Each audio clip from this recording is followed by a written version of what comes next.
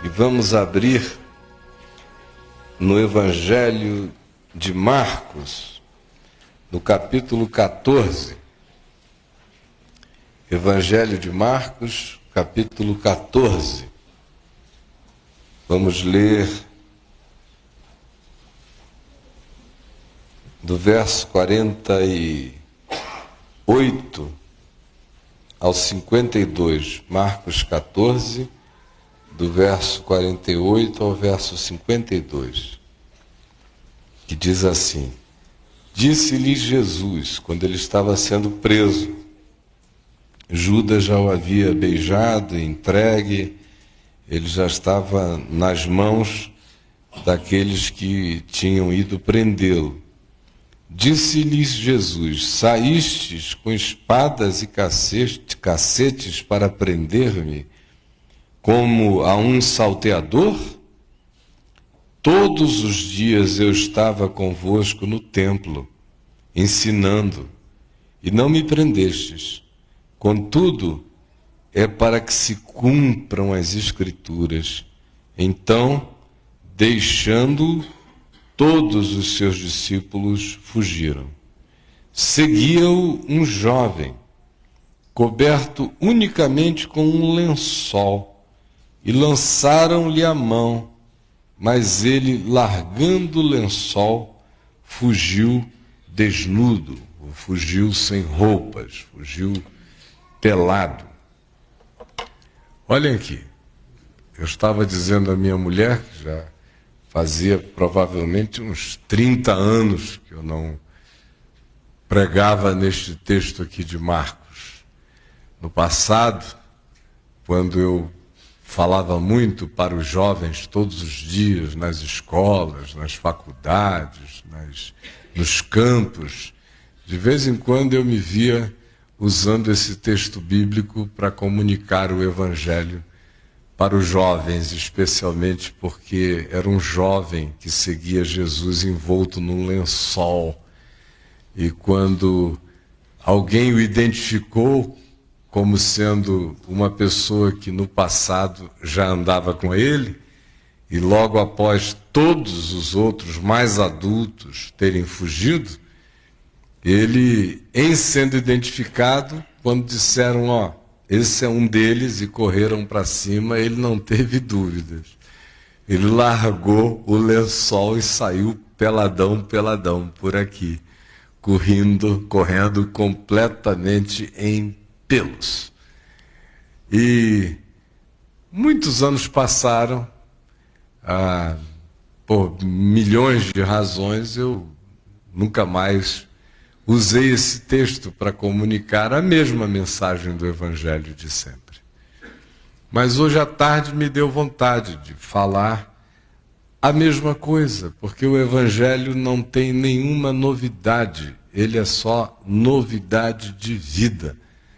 Ele não é uma reinvenção, ele é uma reafirmação que renova o nosso ser. De modo que, da minha parte, não há nenhum compromisso com qualquer tipo de invencionice. A invencionice é anti-evangelho. O evangelho é boa nova eterna, que não precisa de supostas novas revelações. Novas revelações, em geral, são perversões da revelação eterna, imutável, e que não precisa e não demanda nenhum tipo de embelezamento. É a palavra de sempre, é o evangelho da vida. E o milagre dele é que ele gera esse novo em nós, mesmo quando a gente ouve de novo a mesma coisa. Agora olha aqui para mim. Por que eu quero falar neste texto? Quando eu conhecia Jesus, era uma coisa extremamente rara, fora aquilo que se relacionasse aos jovens, aos adolescentes, você encontrar pessoas que já tivessem algum tempo de caminhada com Deus, que começassem a titubear pelo caminho. a pensar na possibilidade, não sei se eu vou, não sei se eu quero, não sei se eu fico.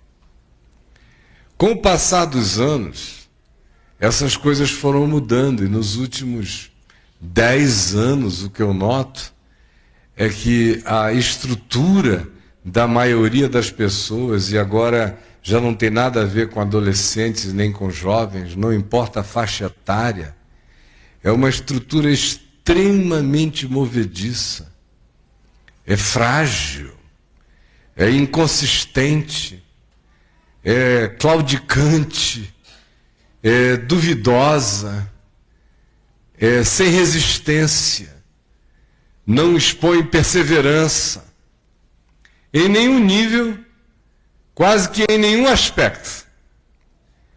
A nossa estrutura humana, nessa era de instantaneísmos, de comunicação tuitada, súbita, fragmentada, nessa era de globalização que ao mesmo tempo nos afasta da pessoa que dorme no quarto ao lado, nessa era de amigos virtuais ao longe, que nos fazem prescindir de encontros reais e concretos perto, bem diante de nós, nessa era de multiplicidade de informação, uma das coisas que é perceptível é o fato de que cresce com ela uma grande dinâmica de inconsistência interior no coração das pessoas. É inconsistência em todos os níveis. O tempo perdeu o significado que o tempo antes tivera. Hoje o tempo é por nós medido na perspectiva dos segundos, dos minutos, da hora. A hora já é uma coisa muito longa. O dia já é uma medida extrema. O mês já é uma coisa escandalosa. O ano já tomou dimensões seculares do ponto de vista das ansiedades das pessoas em relação a dizerem: eu perdi um ano. Isso me faz lembrar do passado, quando, de certa forma, toda a alma era baiana, toda a alma tinha mais tempo, tinha mais sossego. O meu avô, por exemplo, João Fábio, eu já contei isto, casou com uma baiana, e não foi culpa da baiana a demora, foi dele, que conheceu-a em Salvador e teve que, após a faculdade, retornar para o Amazonas para preparar-se para casar. E disse a ela: olha, você aguente firme, porque eu sou um homem, eu amo você e eu tenho palavra. E eu vou voltar para buscar você, mas eu não vou tirar você do conforto da sua família de classe alta em Salvador, para levar você para o interior do Amazonas, para colocar você numa choupana.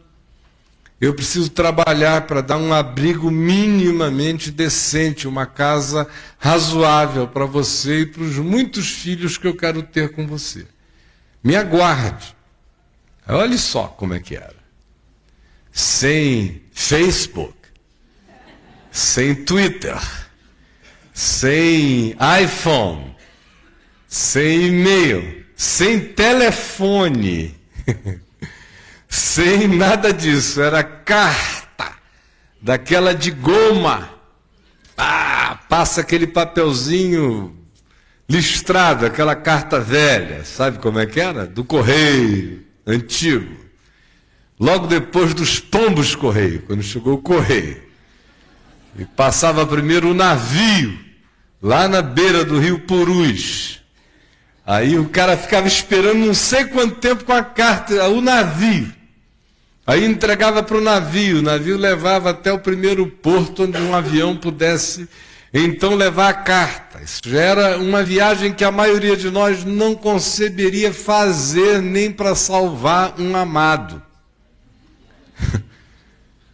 O pai ou a mãe doente, o cara já ia pensar, será que eu vou ficar orando aqui mesmo?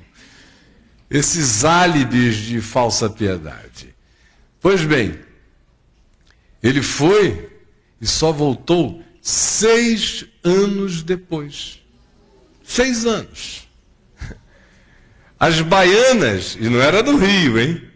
Nem em São Paulo, era na Bahia, mas até as baianas, amigas da minha avó, diziam para ela, ô Zezé, você não acha que está demorando muito, não? E ela dizia, mas ele é um homem, ele tem palavra, ele me ama e eu o amo, eu vou esperá-lo. Cartas todos os dias, às vezes datadas de 2 meses antes. A pessoa tinha que ler hoje o sentimento de 2 meses atrás. Feliz! Porque era tudo novo, e que bom, ele está bem. E nem se pensava, olha, 2 meses ele está bem hoje, porque hoje eu li. Essa era a psicologia da relação com a coisa. Hoje a pessoa já ia dizer, será que nesses 2 meses apareceu alguma mulher na vida dele? Ai, meu Deus! A pessoa fica impaciente com 1h30 da manhã, se não tiver um outro à noite, já é porque entrou alguém na vida do sujeito ou da sujeita? Eu vejo namoros terminando nesses dias, porque se o cara não telefonar umas 9 vezes por dia para a menina, ele não está dando demonstrações de amor, e vice-versa. Homem um pouco menos nessa demanda, mas as meninas precisam assim ser confirmadas na base do Twitter. Toda hora que eu estou morrendo, estou em estado de desespero, em semi-suicídio. É tudo desesperador, senão não vinga, e não vinga mesmo assim. Apesar de tudo isso, quanto mais disso, menos de qualquer coisa. É assim em relação a vínculos pessoais, horizontais, finitos, humanos, relativos.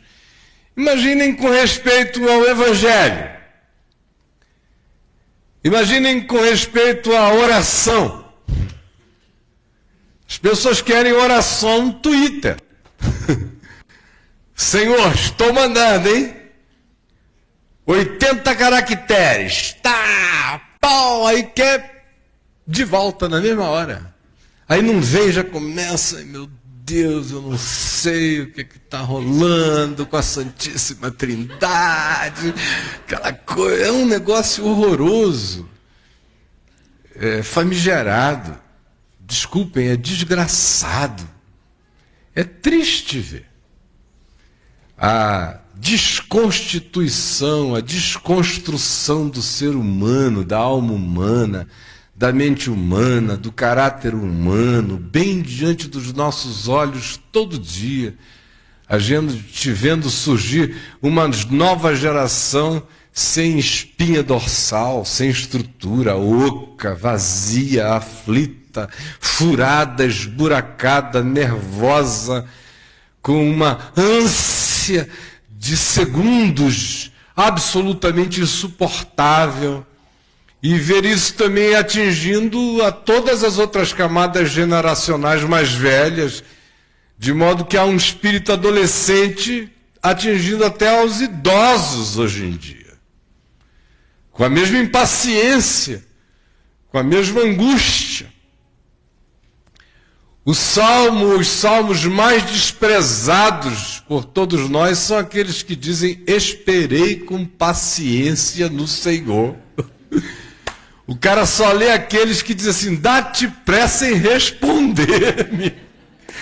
Porque esse negócio de esperar com paciência em Deus, a maioria não está aí.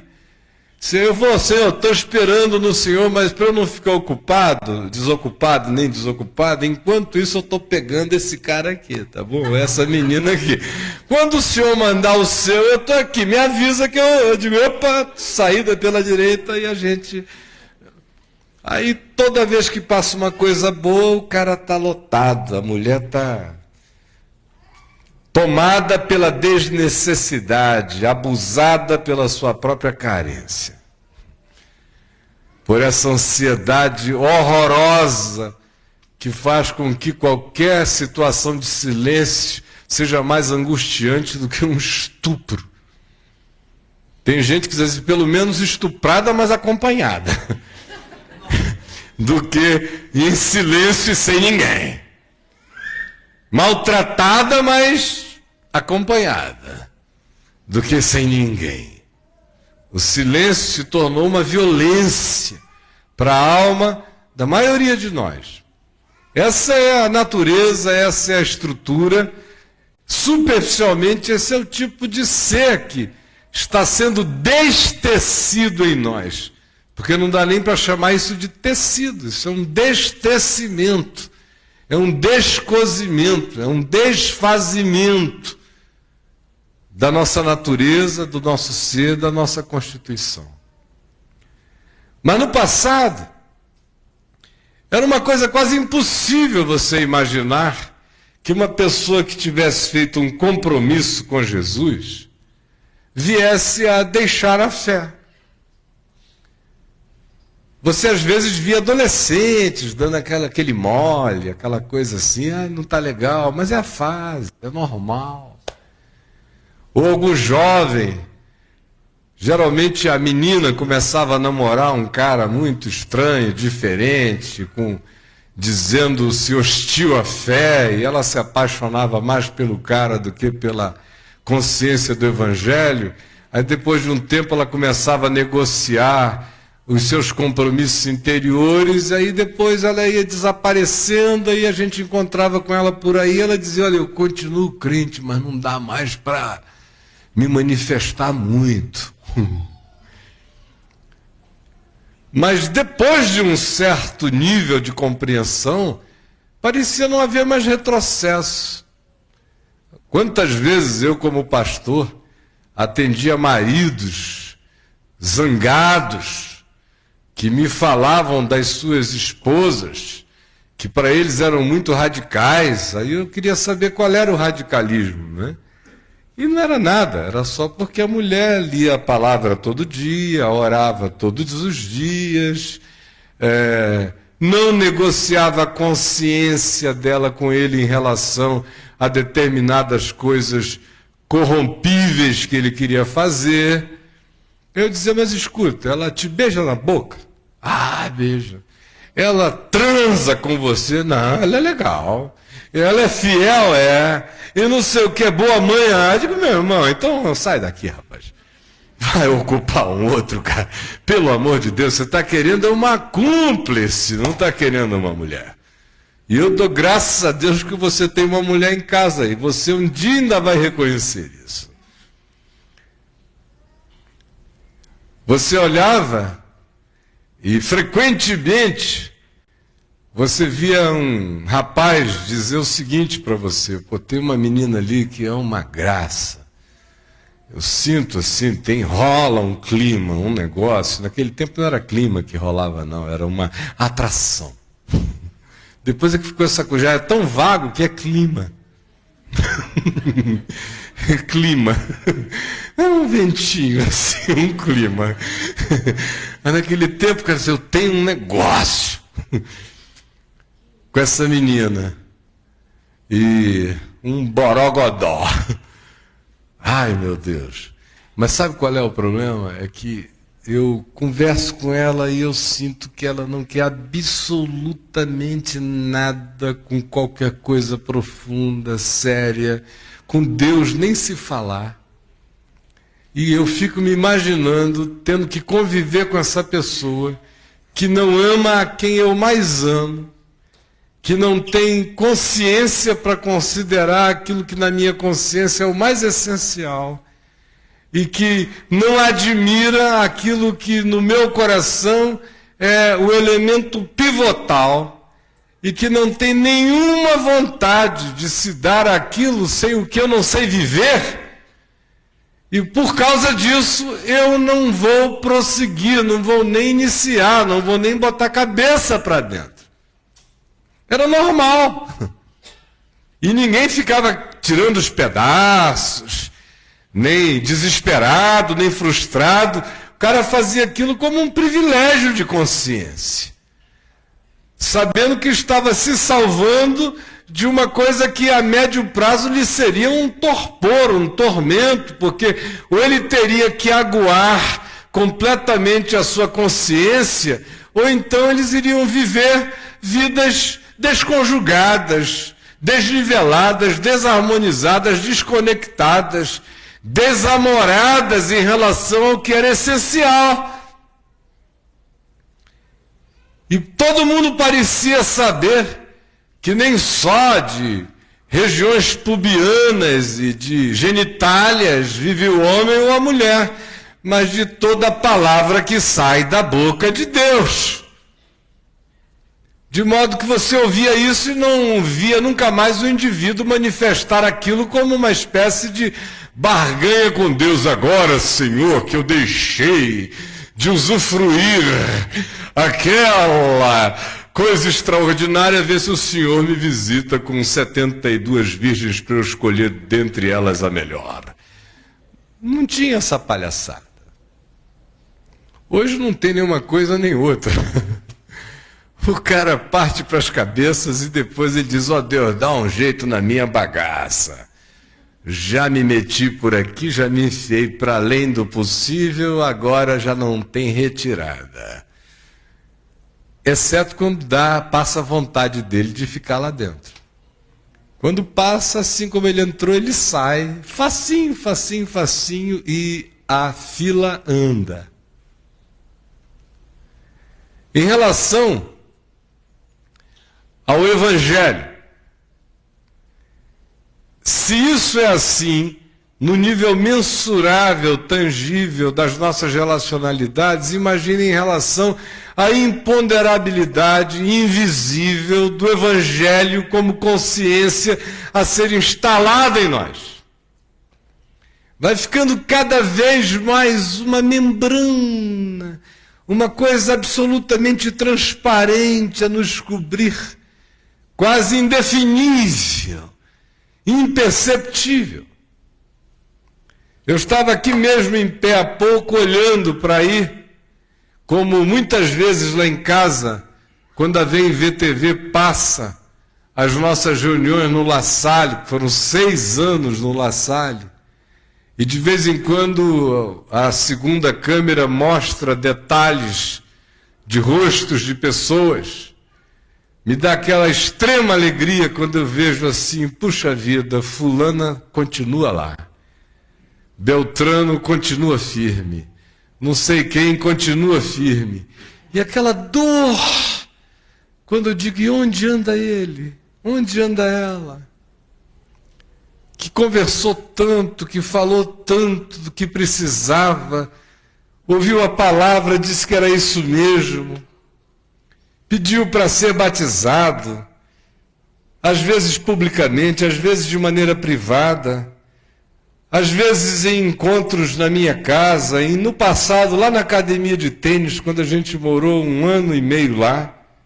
Quantos e quantos alegres, dizendo: eu fui liberto dos grilhões opressores da religião, que eu não aguentava mais. Aqueles pastores controladores, tiranos, aqueles John Waynes da fé, aqueles xerifes da vida da gente, aqueles G12, que pareciam umas aranhas caranguejeiras com perna para todo lado, controlando a gente. Você tem que pregar, você tem que desenvolver a sua célula, você tem que... Meu Deus, aquela coisa contra toda a sexualidade, querendo saber como andava o nosso pinto e a nossa genitália todos os dias, aqueles exames semiginecológicos, urológicos, aquela paranoia de igreja em cima da gente, aqueles apelos financeiros, aquelas extorsões, aqueles caça-níquel. Ai, graças a Deus eu estou livre disso.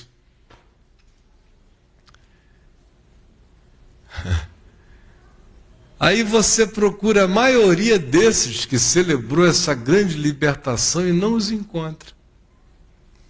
Às vezes eu fico sabendo as razões. Na realidade, o indivíduo não deixou aquilo apenas porque aquilo seja horrível e não seja evangelho e não tenha que ser imposto sobre a vida de ninguém. O evangelho gera uma nova criatura com uma nova consciência e com uma disposição pessoal e intrínseca de amar a Deus, não sob comandos ou fiscalizações humanas. Mas ele deixou aquilo já como álibi, porque a disposição interior dele era uma outra, e a prova de que é que quando ele foi servido do Evangelho, e só do Evangelho mesmo, não lhe serviu.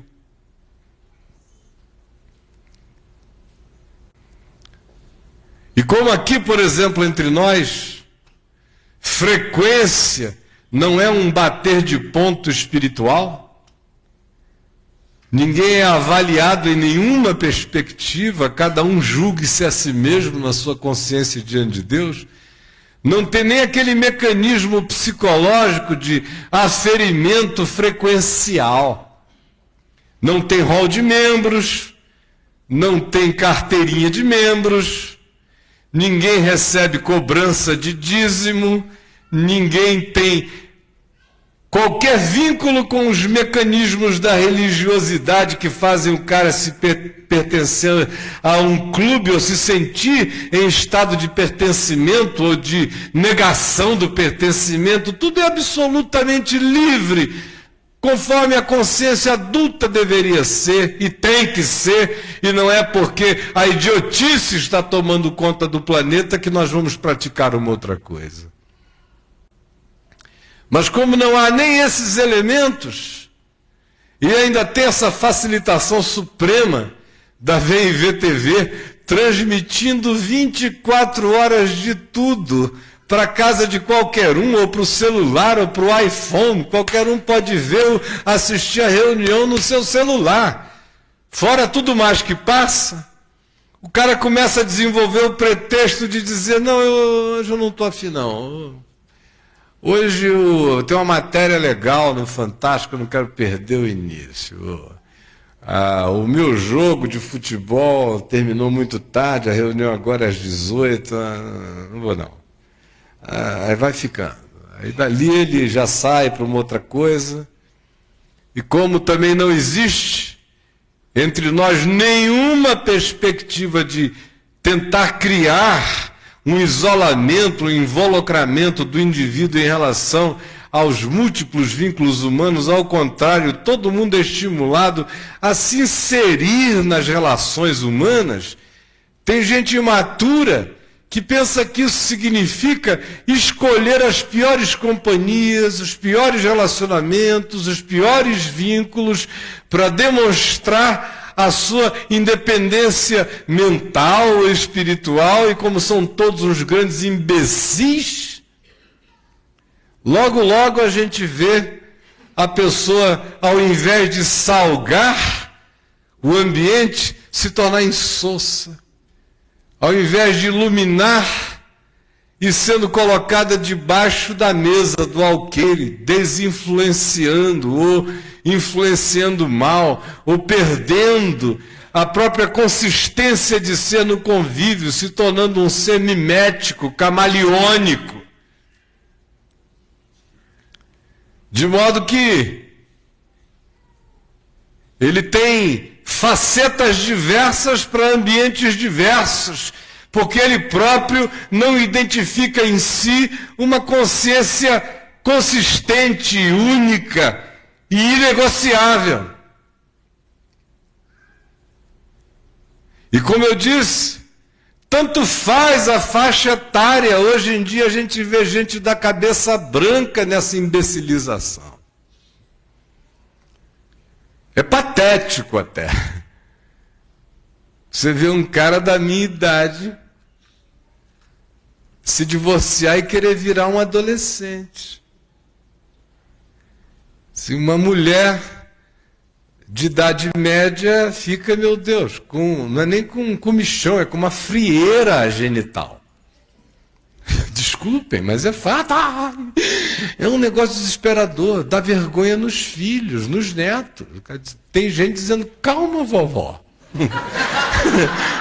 Se segura. Inventaram o Botox, mas se segura. Segura a onda. Agora, por que eu estou fazendo esse introito tão longo? Para terminar rapidinho. Porque aqui a gente tem um moço que estava provavelmente dormindo, porque eu duvido que ele tenha saído da casa dele para ir ali nas imediações do Monte Sião, onde Jesus estava, na casa de Caifás, do sumo sacerdote, onde é a igreja hoje de Galicanto. Ele estava por ali, provavelmente nas vizinhanças do cenáculo, onde Jesus tinha distribuído a última ceia aos seus discípulos. Ele era do grupo, era da família. E as tradições mais antigas dizem que ele é o próprio Marcos, o escritor do Evangelho, que era jovenzinho naquela altura, e que quando ouviu o barulho, o burburinho, a conversa alta, a gritaria, aquele tumulto, ele já assim meio grilado, dormindo peladão, pegou o lençol na cama, se cobriu e saiu, né? Deixa eu ver o que está rolando, deixa eu ver o que está rolando. Aí ele foi, meteu a cara para lá. Quando ele chegou, está Jesus sendo levado, aquela história toda acontecendo. Aí lá vai ele, né? Aí Jesus disse, olha, eu estive todos os dias no templo pregando e vocês não me prenderam, mas isso está acontecendo hoje para que se cumpram as Escrituras. Aí Pedro, Tiago, João, a moçada mais velha toda, pá, por aqui, ficaram só os vampiros e os cumpridores de formalidades, os guardas, levando-o. E ele, com o lençolzinho dele, curioso pra caramba, ninguém olhou para mim, deixa eu ver o que dá isso aqui, né? Continuou. Aí ele foi andando, de repente alguém falou, esse aí também, esse garoto aí anda com eles. Vem cá, menino! Quando disseram, vem cá, menino, e que pegaram no lençol do garoto, olha, ele saiu bumbum branquinho na escuridão. Tá, largou tudo, sumiu na penumbra. Literalmente, me desculpem, brocha de medo. Escondeu atrás de uma árvore naquele canto. Daqui ninguém me vê nesse escuro. Que é o típico retrato de adolescentes, jovens, homens, mulheres e idosos entre nós hoje. Todo mundo vestido com uma pelica do Evangelho. Todo mundo de lençolzinho. Todo mundo disposto a largar por qualquer coisa porque não há fixidez. Tirar essa camisa aqui não é difícil, mas largar um lençol é mais fácil. Tirar essa calça dá algum trabalho. Com essa bota aqui um pouco mais. De modo que a nudez aqui seria fácil como exposição, mas não como um tirar de roupas. Eu poderia até ficar nu aqui em 10 segundos no máximo, mas não sem roupa. E se alguém quisesse me agarrar, ou alguns me agarrariam pela roupa, porque eu não teria tempo hábil para me ver livre de uma multidão. É uma grande desvantagem não ter aonde ser agarrado, quando se trata do Evangelho. Porque no Evangelho, a vitória não é escapar, a vitória é não ter como. Você pode repetir isso comigo? No Evangelho, a vitória não é escapar, a vitória é não ter como. Em qualquer outras categorias da vida, a vitória é escapar. No Evangelho, a vitória é não ter saída. É não ter como. É não ter para onde fugir. É não ser um ser sem alça. É ter alça. é ter aonde se pegue. É meu privilégio ser todo alçado, todo agarrável. É meu privilégio não ter a mobilidade para a fuga. É minha bênção não estar coberto de levezas, mas de gravidades. É minha salvação que o Evangelho e o meu ser se fundam de tal modo que eu não tenha como deixá-lo, nem como largá-lo, nem como simplesmente abandoná-lo. Agora olhe e imagine-se nas circunstâncias que você sabe que já lhe aconteceram e que foram absolutamente frágeis e desimportantes, mas que tiraram de você todo o sentimento de continuidade, de perseverança, de prosseguimento, de consistência, de compromisso.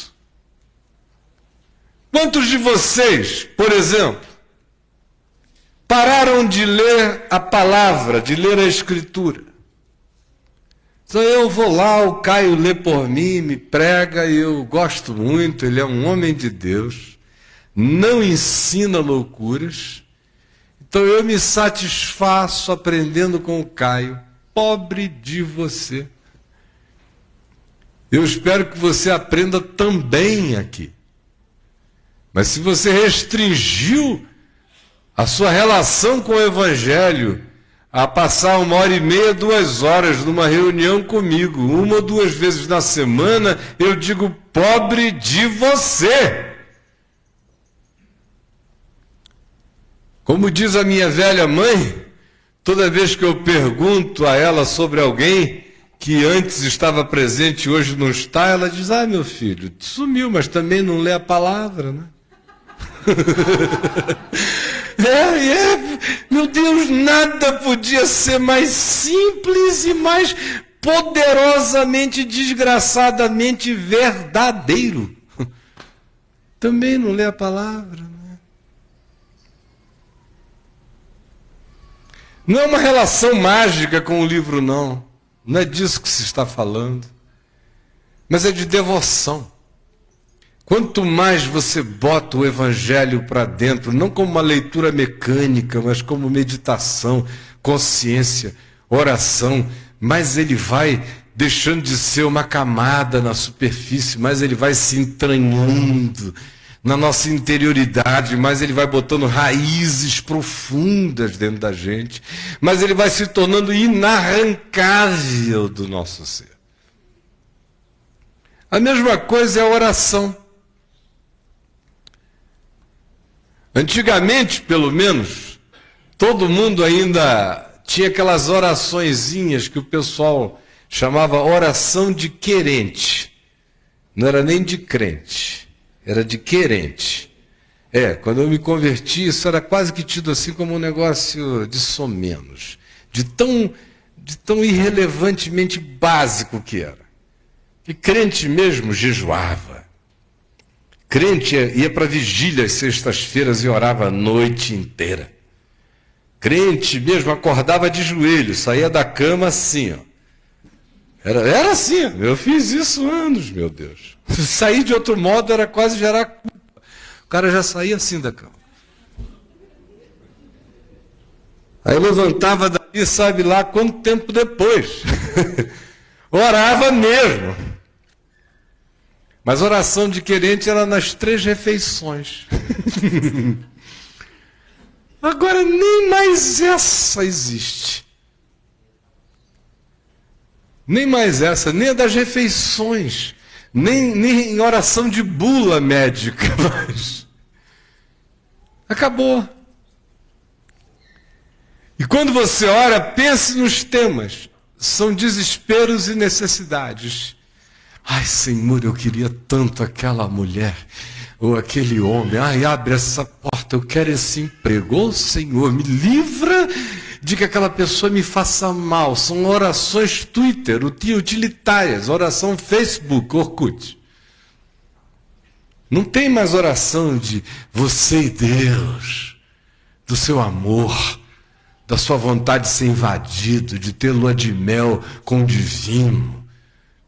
Não tem mais oração pelo caminho. No caminho você está pensando em quem é que está passando. Meu Deus, que oportunidades que eu estou perdendo e tal. Mas não tem. Tudo isso morreu. A oração do secreto, como Jesus mandou, fecha a porta do teu quarto, ou fica num lugar solitário e busca teu Pai que está em secreto, seja no quarto, seja andando no caminho, mas seja um lugar só teu e concentrado entre ti e o Pai. Sumiu, a nossa pressa não permite, a nossa aflição não permite, a nossa ansiedade não permite, o nosso pânico de silêncio não permite. Alguns ainda vão a uma reunião, assim com mais uns 10 ou 12 para orarem, porque eles precisam até, enquanto o outro ora, ele se distrai. Mas pelo menos dá aquela sensação de que eu estou no ambiente, alguém está orando também, eu estou fazendo parte por osmose do carrossel. E eu faço a minha, quando eu acabo a minha eu vou pensar nas minhas coisas, mas tem outra pessoa orando e eu tenho essa paciência de esperar, porque depois a gente come pizza junto. Mas é no máximo isso aí que rola. Pregar a palavra,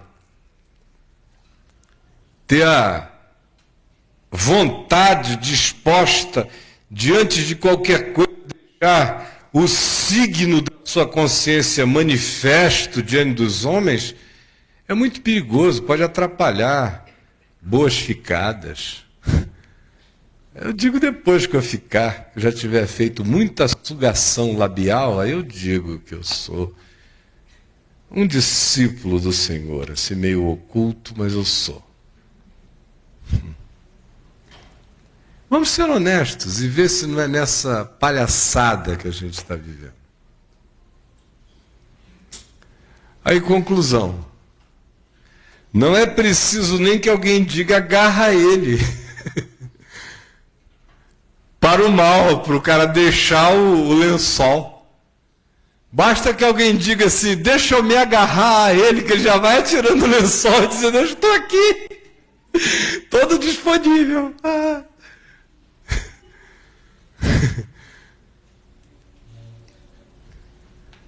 Porque não há nada que te cubra, não há realmente nenhum vínculo entre o teu ser e a palavra.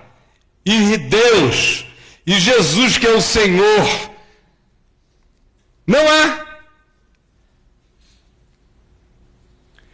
É por isso que esse espírito de rodoviária é tão intenso.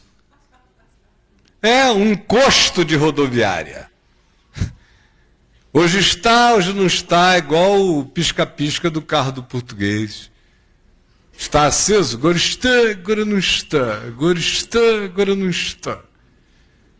É a consistência da fé dos amados irmãos. De los hermanos. Parecem discípulos da Madonna, que agora já está largando a cabala hollywoodiana para ir para o Opus Dei, de acordo com o que a minha mulher me disse ontem. Já imaginou? A Madonna no Opus Dei. Ai, a Madonna na cabala já era uma graça. No Opus Dei. É mais ou menos isso. Esse é o espírito da instabilidade, da inconsistência.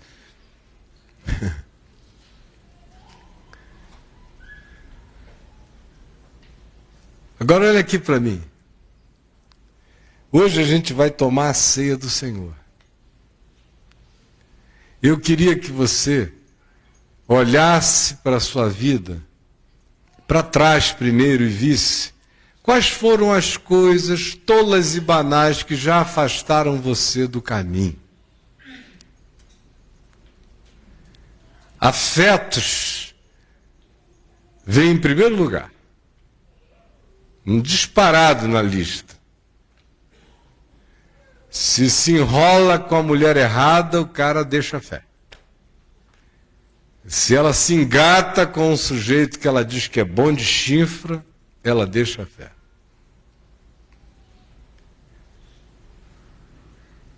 Ou ele que é casado, ela que é casada, tem uma crise, ou pintiana, ou pepecal. Meu Deus, deixa a fé. Ai, Jesus, eu estou nesse estado, eu queria estar contigo, mas eu não posso por causa da minha condição. Afetos, sexo. Aí vem, logo depois, amizades. É uma carência tão desesperadora que quando o sujeito encontra um grupo, se o grupo não corroborar na direção daquilo que a pré-consciência, a desejosa consciência de fé dele estava começando a querer estabelecer, ele já se deixa levar prontamente, sempre dizendo, a hora que eu quiser eu volto. E não é assim, minha gente. Às vezes não tem volta, às vezes no caminho a gente se enrola com desgraças horrorosas. Ou mais, olhe para trás e veja. Às vezes é a oportunidade de um emprego.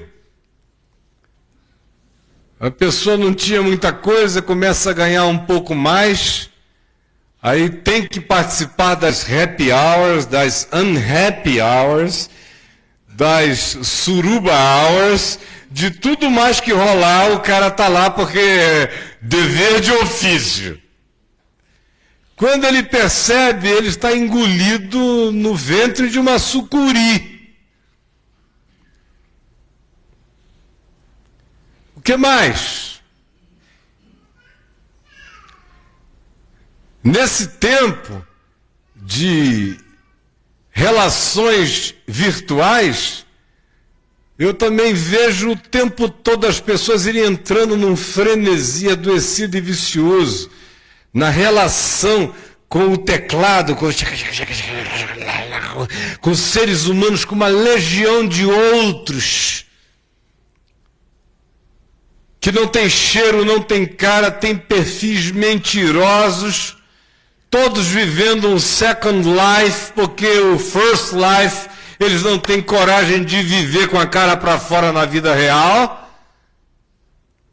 E a maioria de nós se agarrando a esse lençol, que não cria nenhuma consistência para a vida.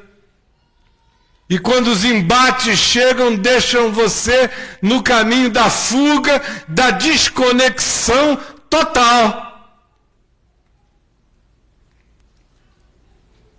Isso para não falar em coisas um pouquinho mais graves, que nem graves são. É uma doencinha que chega. Hoje em dia as pessoas não podem mais ficar doentes. Foi uma lavagem cerebral tão grande de que crer em Jesus era uma apólice de seguros, de saúde. Essa mentira que venderam para vocês, que o cara tem um problema, uma coceira que não passa, ele já não vai, já orei 10 vezes, não fui curado, o Senhor não quer me curar, não creio nele não, acho que eu vou apelar para alguma outra coisa. E vai. Vocês querem ver um outro fenômeno? Você não encontrava, por mais básica que fosse a consciência de um cristão discípulo de Jesus, o cara deixando o evangelho para ir para o espiritismo kardecista, para ir para o esoterismo de nenhuma natureza, para se tornar Rosa Cruz, para abraçar qualquer que fosse outro tipo de fé, ou de crença, ou de cientificismo espiritual. E eu quero aqui poupar muitos nomes deles, para ninguém se sentir ofendido. Você não via. Hoje em dia é a maior facilidade. Quase todo evangélico é meio esotérico. Às vezes você vê pessoas que estavam no caminho há tanto tempo, começando a se interessar por pedras imantadas. Ah, essa pedra aqui tem uma energia, ela imanta aqui em mim. Eu gosto muito de pedra como pedra. Hoje eu quase botei uma pedra que eu gosto, que eu comprei lá em Alto Paraíso. Eu acho legal aquela pedra preta. Muito legal, é só uma pedra. Uma pedra. Aqui tem uma pedra, ali tem outra, aqui tem outra pedra. Pedra. Mas pelo amor de Deus, a minha não é imantada. Nem me imanta, nem eu imanto ela. É só uma pedra. Um pêndulo. Eu adoro um pêndulo. Quando ele pende para cá, eu vou junto. Quando ele pende para lá, eu vou junto. Pelo amor de Deus, você ficou na mão do pêndulo, cara. O pêndulo carrega você. Pendula você. É tudo muito triste. É horrível. Desculpem. Eu me sinto quase como quem não prega hoje à noite, só como quem fala coisas básicas conversando com uma criança em casa.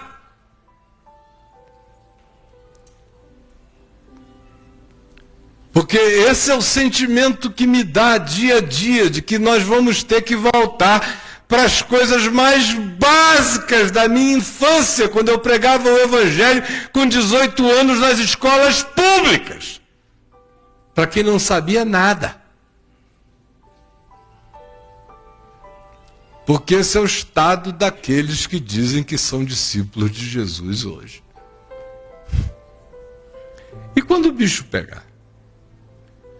Essa semana lá no Papo de Graça, com tristeza cômica, eu ouvi um rapaz me falar do conflito de fé dele, porque o pai dele, de 80 anos, morreu. E ele numa angústia, quase dizendo, olha, eu não vou mais orar. Porque eu pedi a Deus para o meu pai de 80 anos não morrer, e ele morreu. Eu disse, mas o que você esperava, meu filho? Não, que ele fosse até os 90, até os 100. Eu digo, mas cara, você queria o quê? Suspender a lei da gravidade? A Bíblia diz, a vida do homem chega a 70 anos, em havendo vigor a 80, o que passar disso é canseiro e enfado. Isso era no tempo que os homens viviam bem e muito. Quem falou isso foi Moisés, que chegou a 120. Já reconhecia que de 80 para lá era uma bagaça.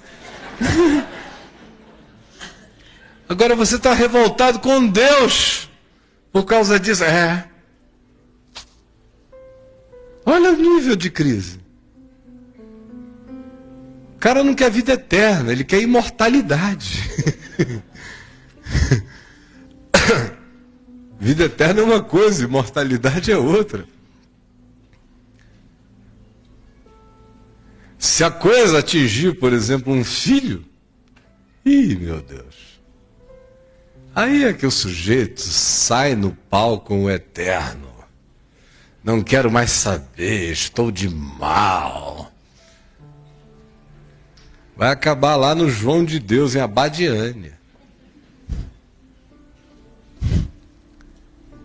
Esse é o estado da nossa fragilidade, da nossa tolice, da nossa loucura. Porque está todo mundo sendo acordado assim, abobalhadamente no meio da noite, saindo não é nem de camisão, de cobertor. Eu seguia Jesus assim, na escuridão da noite, o pau cantando, e você pensa que não vai sobrar para você, meu irmão? Vai. E bem-aventurado é aquele que, se for agarrado, não tenha como escapar. Não tenha como dizer, eu saio liso, eu sou o Chris Angel do Evangelho. Largo essa e passo. Não. Sabe por quê? Como diz Efésios, no capítulo 6, do verso 11 em diante, revesti-vos de toda a armadura de Deus, para poderdes resistir, não é escapar, é resistir todas as coisas. E depois de terdes vencido tudo, permanecerdes inabaláveis.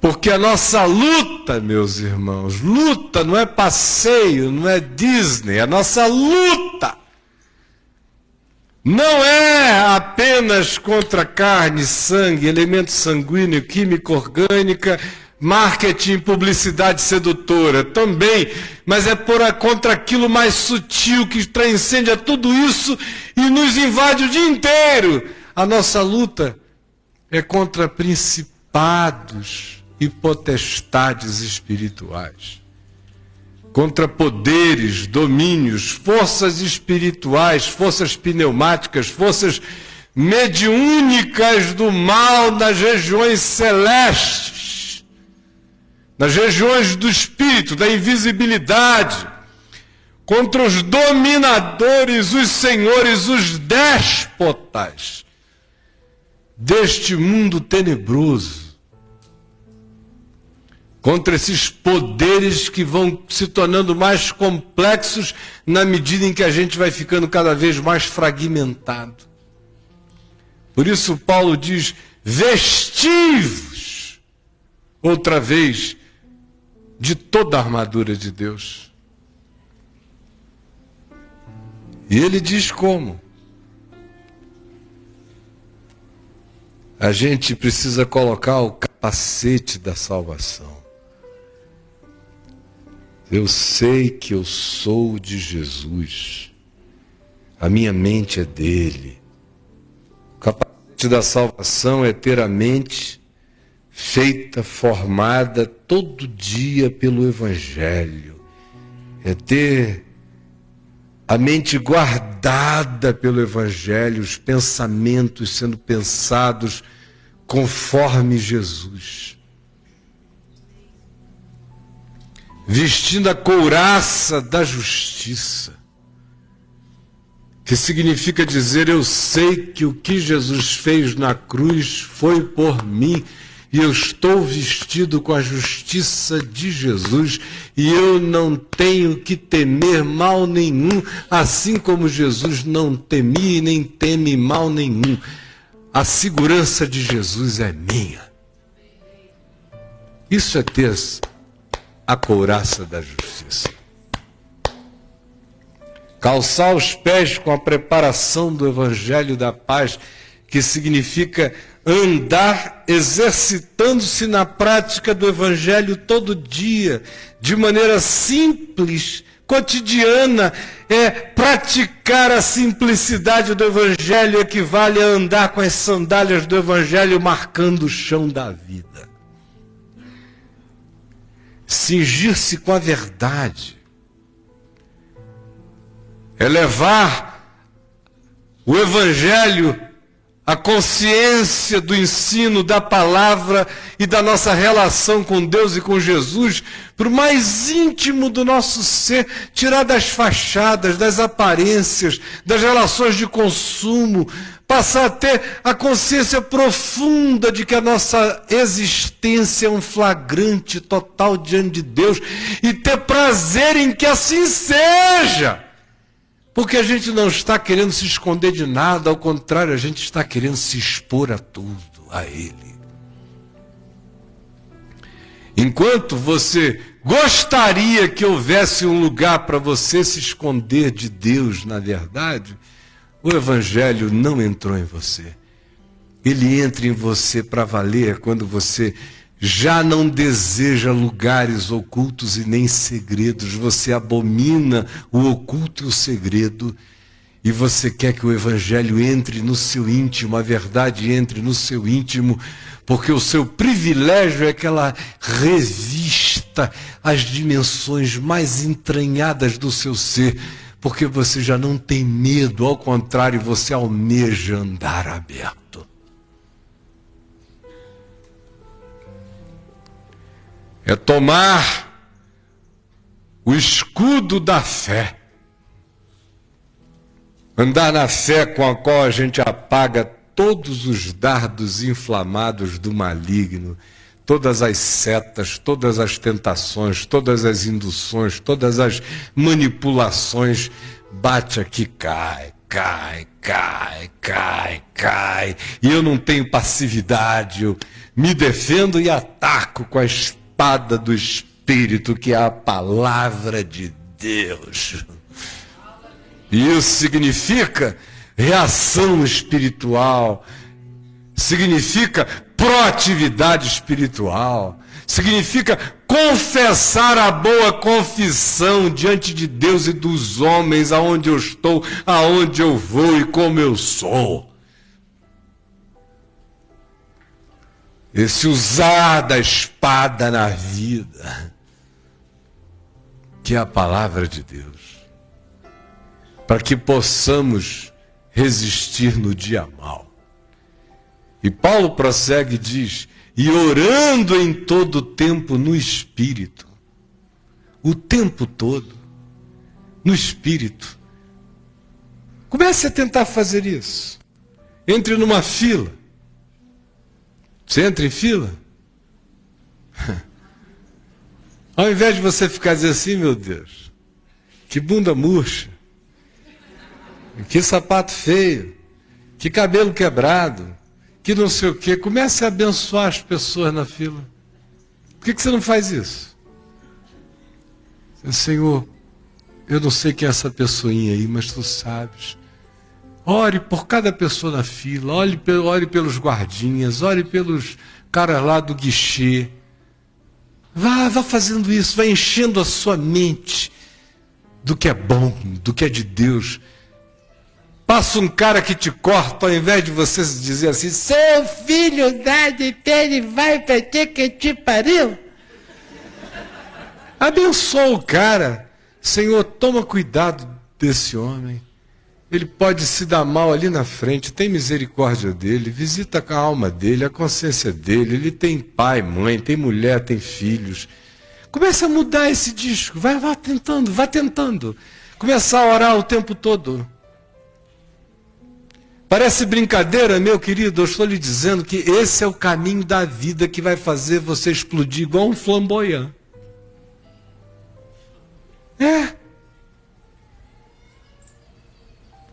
Vá mudando, vá tirando a loucura do circo das vaidades e das agressões e das violências.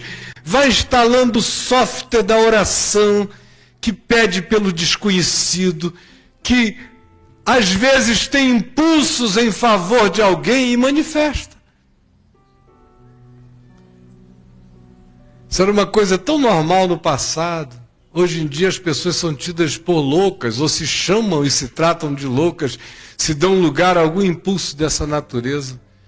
Eu disse para minha mulher há algum tempo atrás que eu era assim no passado, ela era assim também, depois de um tempo a vida foi fazendo a gente ficar assim mais educadinhos, e eu resolvi chutar o balde. E vou morrer com o meu balde virado todo dia. Porque aonde eu estiver, que Deus me dê algum impulso de dizer alguma coisa para alguma pessoa, em nome de Jesus, eu estou dizendo na hora. Para um desconhecido que vai passando. Às vezes não dá para falar muita coisa, é só uma mão no ombro dizendo, Deus te abençoe. O cara não entende nada. Mas deixa ele ir com o meu Deus te abençoe. No meu caso, fica um pouco mais difícil do que para a maioria de vocês fazer isso, não ser conhecido, porque quase todo mundo me reconhece. Aí gera sempre uma segunda, uma terceira conversa, para mim fica fácil às vezes. Mas já houve um tempo em que em lugar nenhum ninguém me conhecia. Como às vezes eu faço no exterior, em países diferentes, que me dá aquele impulso, aquela coisa, e eu mando um God bless you e digo alguma outra coisa para o indivíduo, na língua que eu sei que ele possa entender, e deixa aquilo no coração dele, semeie sementes. Antes de estar semeando no dele, você está semeando no seu. Você vai criando raízes para dentro, orarem em todo o tempo no Espírito. E Paulo diz, e também por mim, orem por mim. Você ora por outros? Por exemplo, você ora por mim?